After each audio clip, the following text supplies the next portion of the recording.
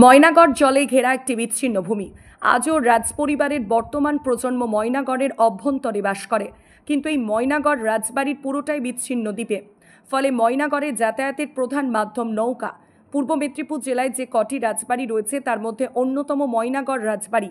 দুটি পরীক্ষা দ্বারা বেষ্টিত একটি ভূখণ্ড, যেখানে রাজপরিবারের মানুষজন আজও বাস করে, আর তাদের যাতায়াতের প্রধান মাধ্যম হলো নৌকা।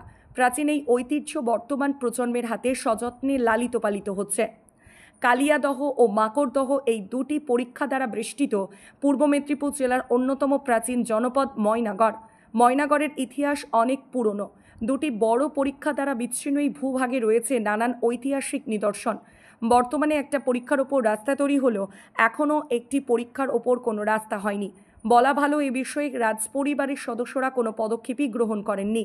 আর তার কারণ হলো ময়নাগড়ের ঐতিহ্যকে বহন করে নিয়ে চলা। ফলে এখনও ময়নাগড়ের ভেতর যেসব রাজপরিবারদের সদস্যদের বাস, তাদের বাড়ি থেকে বেরোলেই নৌকা হয়ে ওঠে যাতায়াতের প্রধান অবলম্বন। ময়নাগড় রাজপরিবারের বর্তমান সদস্যরা ময়নাগড়ের ভেতরেই বসবাস করে। তাদের যাতায়াতের জন্য ছোট ছোট ডিঙি নৌকা রয়েছে প্রত্যেক বাড়ির। প্রতিদিনই দৈনন্দিন কাজে নৌকাগুলো তাদের যাতায়াতের প্রধান অবলম্বন হয়ে ওঠে। এ বিষয়ে রাজপরিবারের বর্তমান সদস্য কৌশিক বাহু বলীন্দ্র জানান, অতীতের ঐতিহ্য এখনও বর্তমান ময়নাগড়ে। ময়নাগড়ে রাজপরিবারের যাতায়াতের সদস্যদের জন্য প্রত্যেক বাড়ির নিজস্ব ঘাট রয়েছে, আর ঘাটে বাঁধা থাকে নৌকা।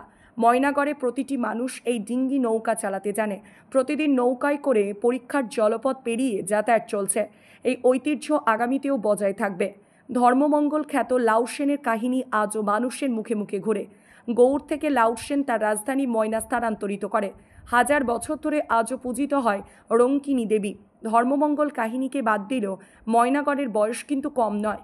কলিঙ্গ সাম্রাজ্যের অন্তর্ভুক্ত জলৌতি দণ্ডপাতের অধিকারী ছিল বাহু বলীন্দ্র রাজপরিবারের পূর্বপুরুষেরা।